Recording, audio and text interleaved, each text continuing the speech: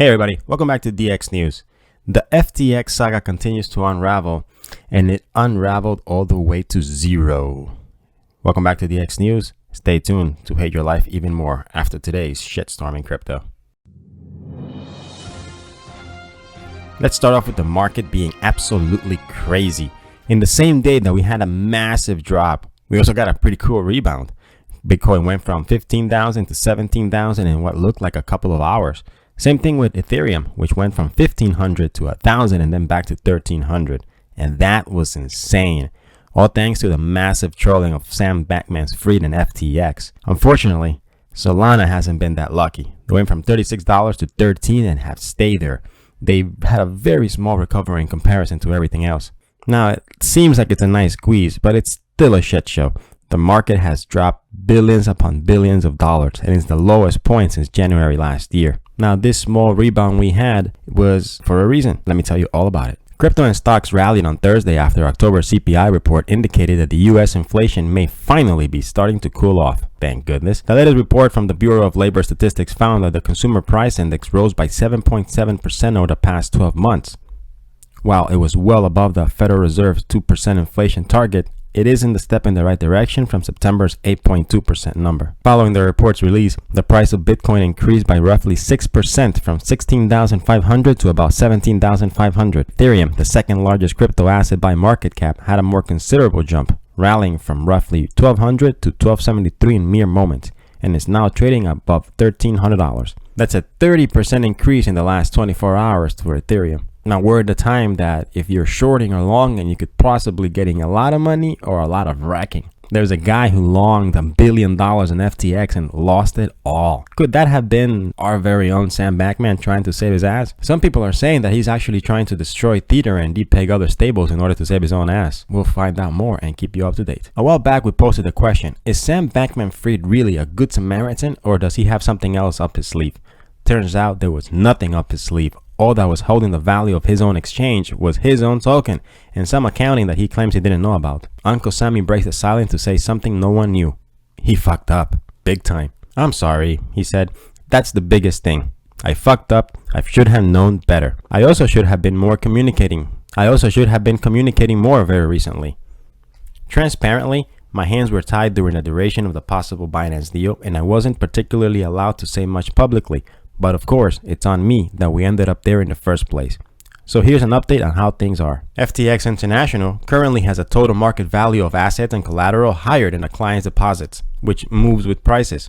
But that's different from liquidity for delivery. As you can tell from the state of withdrawals, the liquidity varies from little to very little. The full story here is I'm still fleshing out every detail of, but as a very high level, I fucked up twice. The first time, a poor internal labeling of bank-related accounts meant that I was substantially off on my sense of user's margin. I thought it was way lower, and so I was off twice, which tells me a lot of things, both specifically and generally, that I was shit at. And a third time, in not communicating enough. I should have said more. I'm sorry. I was slammed with things to do and didn't give updates to you all. I mean, it's interesting how when the shit hit the fan, the people that are supposed to be leading the boat go silent. Same thing happened with Alex Masinski. The only one who hasn't been able to stay quiet is Do Kwon, and he's on the run. So there's still a lot to read from his tweets, but, basically he just cries, whines, says he fucked up. He is trying to be the man, but you should have been the man sooner, buddy. Something we all knew, that he is trying to get investors to bail FTX. Guys, as disappointed as we are, we got to tell you that we truly hope his entire ecosystem doesn't go down the toilet any more than it already has, because we don't need this shit. Another Do Kwon episode, hate to say it. As you know, FTX died, and a lot of people are shitting their pants because they didn't pull out in time. Something that usually gives you a kid now takes your money along with it. Now imagine how scary that could be if you were the president who made BTC the official token of the country. Yeah, now if it wasn't enough your country value got erased, now you got to deal with the problems of FTX. Jesus. And the Salvadorian president, who once admitted buying Bitcoin on his phone while naked, totally assured his constituents that the country's crypto holdings were safe and they were not collapsing with FTX. Now, that's according to Binance CEO Changpeng Zhao, or as we like to call him, Uncle ZZ. In a Thursday tweet, the CEO of the world's biggest crypto exchange said that he spoke to President Nayib himself, who denied that the country had used FTX to store its own Bitcoin. We hope it's true and that he truly didn't use FTX, but it wouldn't be the first time a politician lied. So rumors circulated earlier today that the Salvadorian government may have had exposure. Rumors circulated earlier today that the Salvadorian government may have had exposure to FTX, a crypto exchange that started a colossal collapse this week, taking the entire crypto market with it.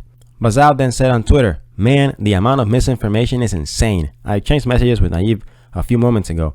He said, we don't have any Bitcoin in FTX and we never had any business with them, thank God." Thank God indeed, because if not, he probably would have been publicly executed for this.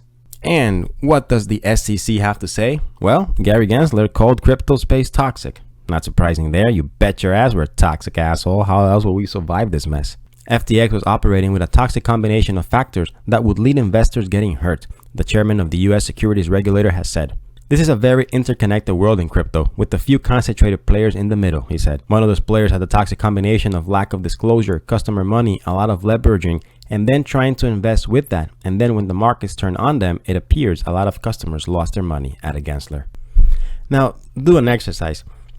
Rewind the video, close your eyes, forget we're talking about crypto. You could literally apply those couple of sentences to any financial institution. You could say that about hedge funds. You can say that about Bank of America. You could say that about Wells Fargo. So fuck you, Gary Gensler, and the train you came on.